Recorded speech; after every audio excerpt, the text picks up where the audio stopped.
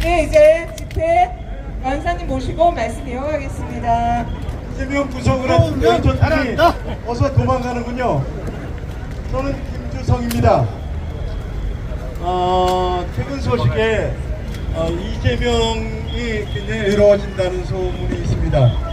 이재명이 당으로 들어온 자기 세력이 김용하고 정진상 둘밖에 없는데 둘은 감옥에 가 있고 나머지 세력들은 이 경기도에 남아 있었는데 이 경기도에서 이 친구들이 이제 등을 돌리기 시작했다고 합니다. 지금 그래서 이재명은 그 국회의원들 지금 야당 국회의원 속에서도 지금 거의 그 등을 돌리고 있기 때문에 이제 구속만 되거나 조금 지나면 금방 무너질 것 같습니다. 다만 지금의 명분은 뭐냐면 대안이 없다라는 것 갖고 버티고 있다고 합니다. 그렇다면 이제 얼마 남지 않았습니다. 우리 윤 대통령도 잘하고 계시죠? 이번 한일회담 어땠습니까? 잘하지 않았습니까? 아마 우리 그 박정희 대통령이 한일회담 이후 아마 가장 큰 업적을 남기지 않았나 싶습니다. 그런데 문제는 한일회담 끝나고 우리가 2주 동안 거의 3주 동안 지지율이 떨어졌습니다. 42%에서 지금 36%로 떨어졌습니다. 왜 이런 일이 벌어졌겠습니까?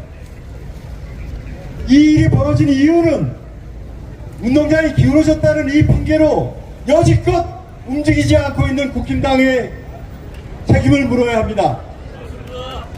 길거리 가보십시오.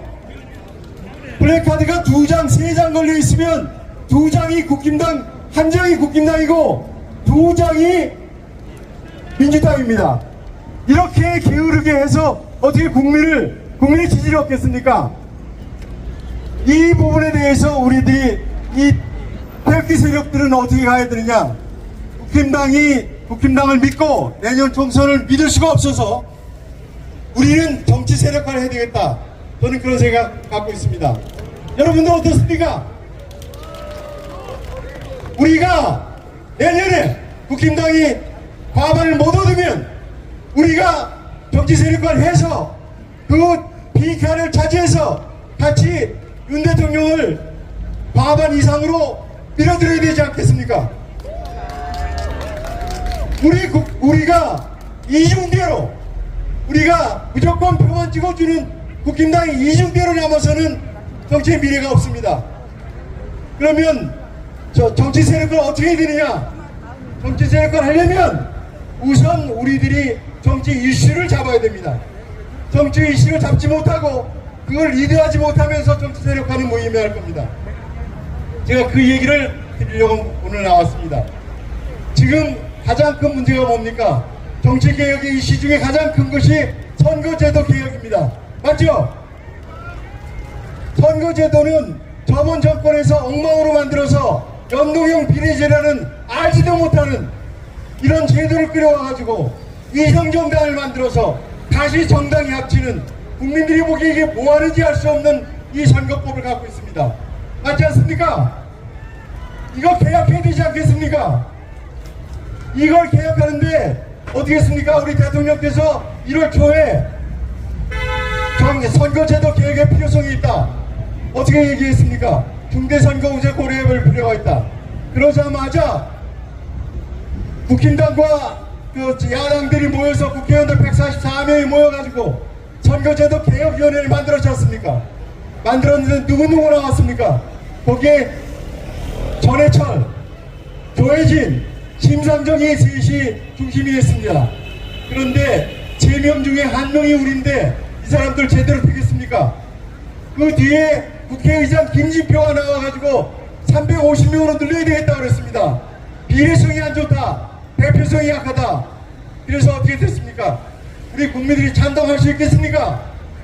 여러분들 국회의원 증언을 찬성하십니까?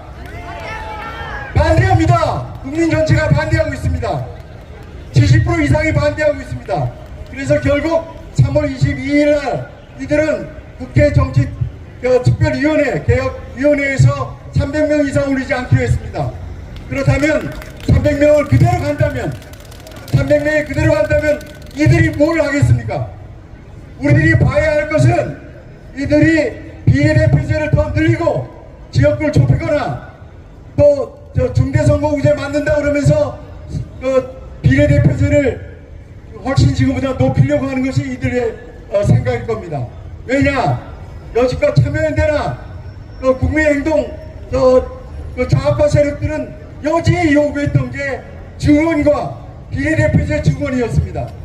즉 그 문제가 우리들이 와가지고 국힘당이 항상 거기에 밀려서 가고 있기 때문에 우리들이 누더기면 주시를 하고 그 부분을 막아야 됩니다.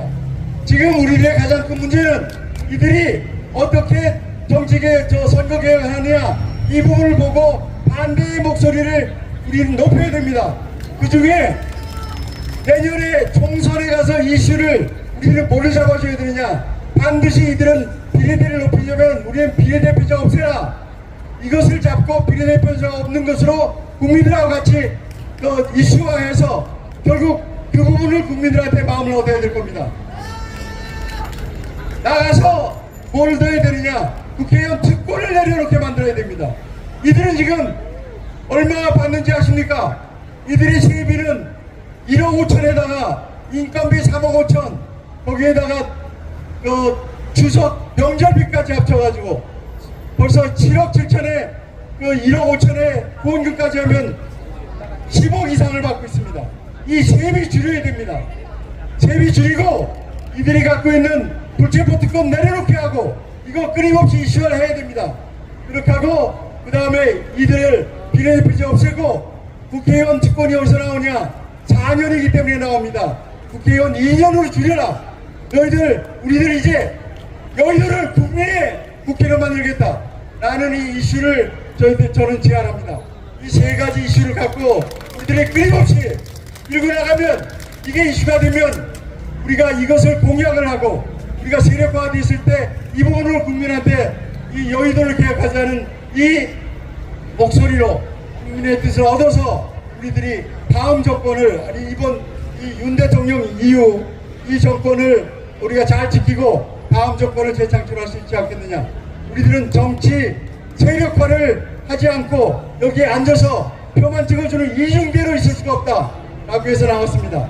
저는 이것을 제안합니다. 제가 세 가지 구호를 외치고 나가겠습니다. 비례대표제 없애라! 비례대표 없애라! 비례대표제 없애라! 비례대표제 없애라! 국회의원 특권 몰수하자! 국회의원 특권 몰수하자! 몰수하자! 몰수하자! 몰수하자! 몰수하자! 국회 임기 2년으로 줄여라! 줄여라! 줄여라! 줄여라! 줄여라! 줄여라! 네, 감사합니다. 예, 이상!